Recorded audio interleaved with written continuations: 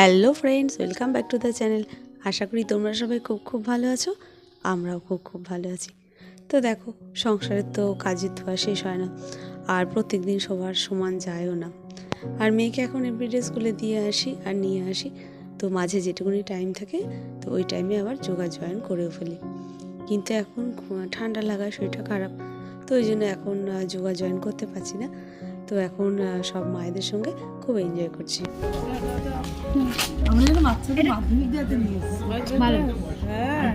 আমার বাড়ির সামনে যে গার্লস স্কুল ছিল না, ভালোই গরম আছে, চারিদিকে বসতো, দুয়ারের সামনে এসে বসতো। আমি হ্যাঁ বসুন না, কোনো অসুবিধা বেশ ভালো লাগে। কত গরম বাবা, দুনিয়া কত করে আমরা যখন মাধ্যমিক দিই আমার মারা এরকম বসতে। তো দেখো, আমরা এখন সবাই মিলে পলতা স্টেশনে চলে এসেছি। আর স্টেশনে এসে তো একজন চা নিয়ে এসেছে, একজন মুড়ি নিয়ে এসেছে, তো সবাই মিলে এখন একটু ছোটোখাটো পার্টি হবে। আর যেখানে আমরা বসি তো সেখানে একটা বিয়েবাড়ির অনুষ্ঠান আছে, তো সেখানে রান্নাবান্না চলছে। তো সেই জন্য ওইখান থেকে আমরা সোজা চলে এসেছি স্টেশন থেকে। তো দেখো, এখানে মনীষা বিস্কুট এনেছে, তো আর একজন চা এনেছে। তো হ্যাঁ, খুব এনজয় করছি। তো আর চায়ের টেস্টটা কিন্তু খুব সুন্দর হয়েছিল। তো চা খাওয়ার পর দেখছি স্টেশনে মানে খুব হাওয়া দিচ্ছিল। আর ওইখানে ওইরকমভাবে বসে তো মুড়ি টুড়ি খাওয়া যায় না। তো দেখো, এখন মুড়ি মাখা চলছে। তো চানাচুর আছে, পেঁয়াজ আছে, লঙ্কা আছে, তো সবাই মিলে এখন। আর স্কুলের সামনেই একদম যে মাঠ আছে, তো মাঠেই আমাদের এখন আস্তানা হয়েছে, আমাদের এখন যা পরিস্থিতি। তো দেখো, ওখান থেকে বাড়ি চলে এসেছি। তো বাড়ি এসে তো আমাকে নতুন করে রান্না করতে হয়। সকালবেলা ভোরবেলা উঠে স্কুলে মেয়েকে দিয়ে আসতে হয়, ওখানেই থাকা। আর বাড়ি এসে 11টার মধ্যে মোট কথা আমরা বাড়ি ঢুকে যাই। তো এসেই দেখো রান্না করছি। আর মেয়ের জন্য তো বেশিরভাগ সময়টা সবজি ডালই করি, তো এই সমস্ত রান্না তো খেতে পারে না।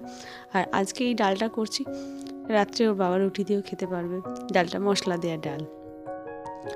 তো মশলা দেওয়া ডাল হয়ে গেলে তো একটু কাতলা মাছের একটুখানি ঝাল করব।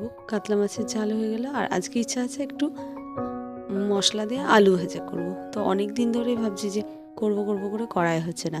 আমার মেয়েও এটা ভালোবাসে, তো একটুখানি দেবো। বাচ্চা তো, ওদের একটু মাঝে মাঝে খেতে ইচ্ছা করে। আর দেখো, কাতলা মাছের ঝালটাও হয়ে গেছে। তো বিয়েবাড়ির স্টাইলে একটু করার চেষ্টা করলাম, খেতে কিন্তু খুব সুন্দর হয়েছিল। তো লাস্টে একটু কাসুরি মেথিও দিয়েছিলাম আর ধনে পাতা দিয়েছিলাম। তো দেখো, মাছের ঝালটা হয়ে গেছে।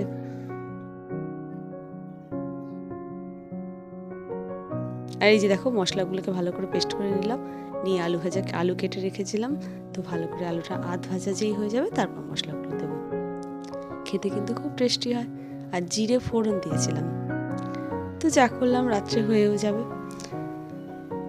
তো চলো, রান্নাবান্না হয়ে গেলে মেয়েকে খাইয়ে দেবো। আর বিকেলে আজকে আমাদের আবার সামনেই বসন্ত উৎসব আছে।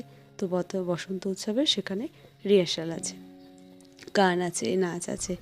তো দেখো, আর এখন বিকেলবেলা ঘুম থেকে ওঠার পর দেখবি একটা বেশ ঠান্ডা ঠান্ডা এখনও আমেজটা আছে। তো কিছু তো মাখতেই লাগে, শুকনো লাগে। তো এখন যাব রিহার্সালে।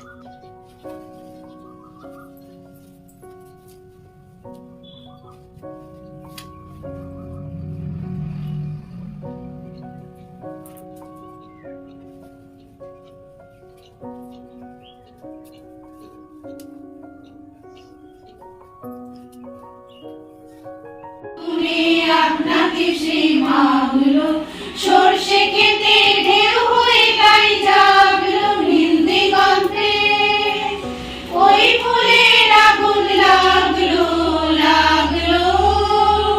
নীল দিগন্তে।